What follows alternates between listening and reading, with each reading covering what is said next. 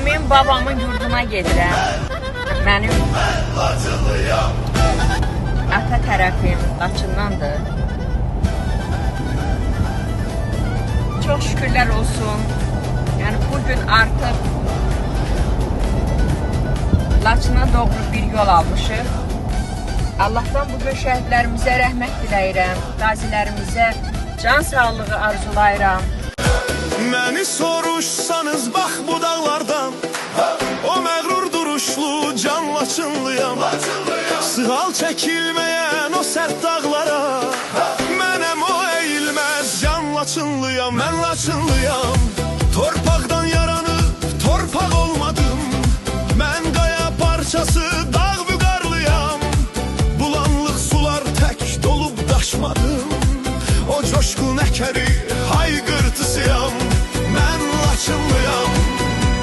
Yeller qayalardan ne aparar ki, tufanlar qopsa da yel olub keçər.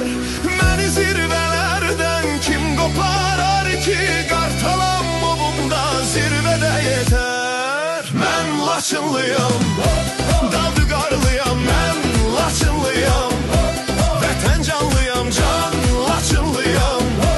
Dağ vüqarlıyam, mən Laçınlıyam, vətən canlıyam, can Laçınlıyam.